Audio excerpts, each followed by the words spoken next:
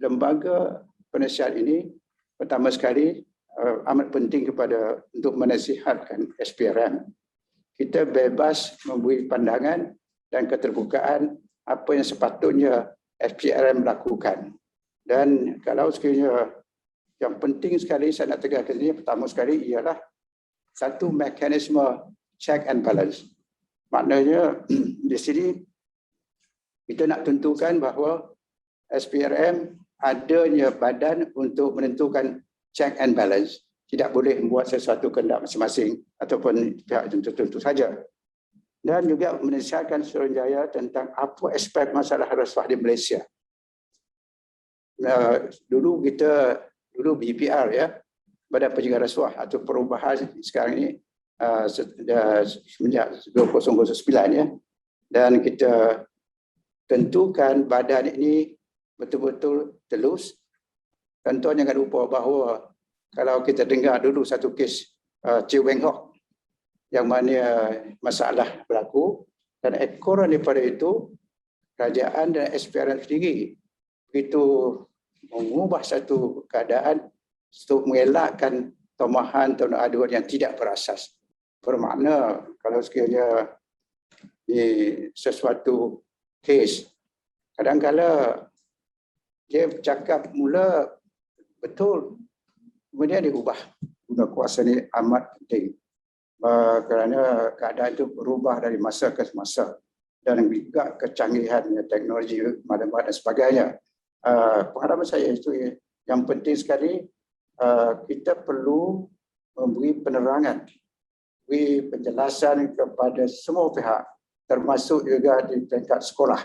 Maknanya sebagai pencegahan long term, kita kena pada sekolah, di tingkat universiti dan sebagainya. Dari samping itu juga kita sebagai pencegahan dan sebagainya, kita kena tunjukkan keadaan yang sebenarnya berlaku. Dan hari ini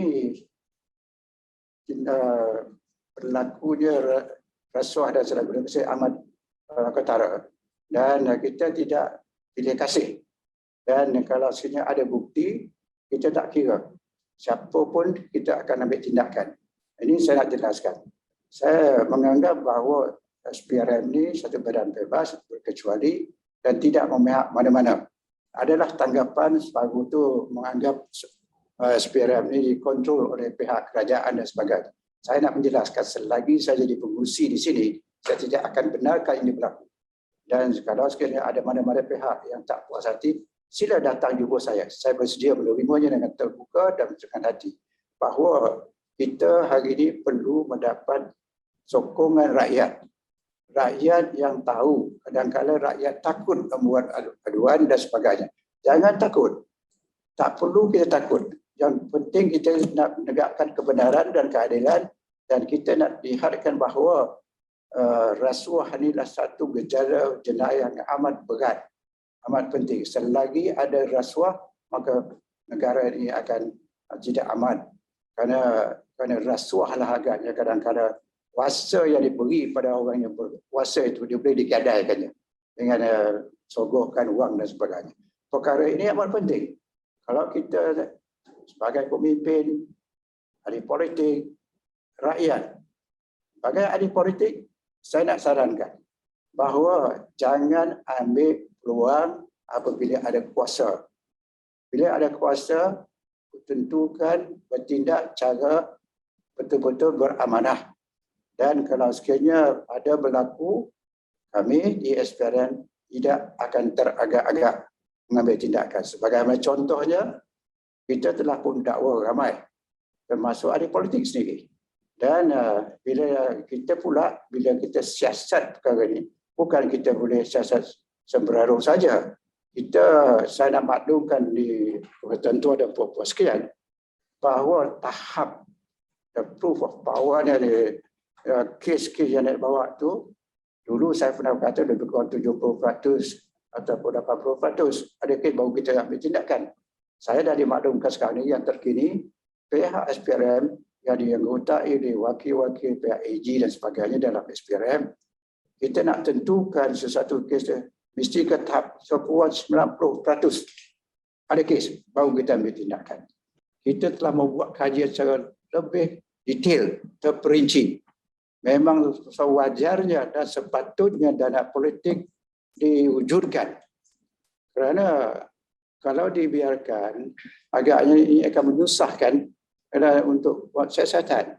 Dan juga pihak yang berkenaan biasanya dia mendapat bantuan-bantuan dan sebagainya kadang-kadang daripada pihak yang tak sepatutnya, mungkin daripada luar dan sebagainya, untuk membasmi, untuk mengikuti proses supaya secara telus wajar diadakan satu akta yang ketelusan bagaimana wang tu dibelanjakan, di mana sumber dapat didapati, akan senang kita membuat satu penilaian, satu ketentuan bagaimana dana itu digunakan. Saya secara peribadi dan juga perkara ini dah lama, tetapi saya heran kenapa sampai hari ini masih lagi tidak diadakan. Saya menyarankan kepada kerajaan yang baru yang akan dimusikan oleh Yang Berhormat Ismail Sabri, ya, agar saya nak nyatakan bahawa elok diwujudkan untuk mengelakkan rasuah berlaku di semua pekan. Kalau tidak, kadang-kadang orang boleh beli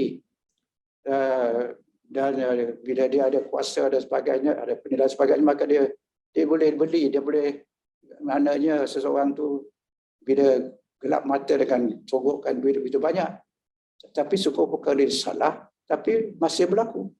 Dan itu elok sangat adakan akta dana politik ini tanpa berlengah-lengah lagi lah. Perlu nak pindah perlembagaan, so mesti dapat sokongan 2/3.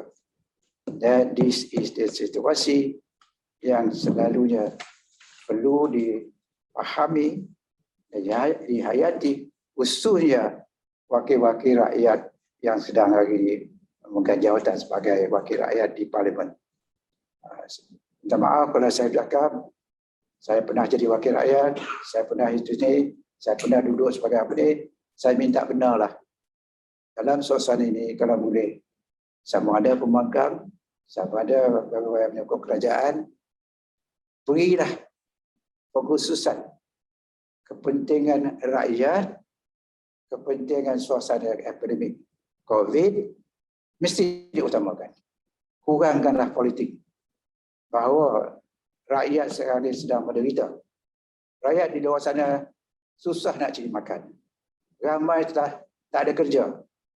Dan hari ini tekanan, ada separuh sampai bunuh diri pun ada. Dan itu saya rasa suasana kita ni amat kritikal.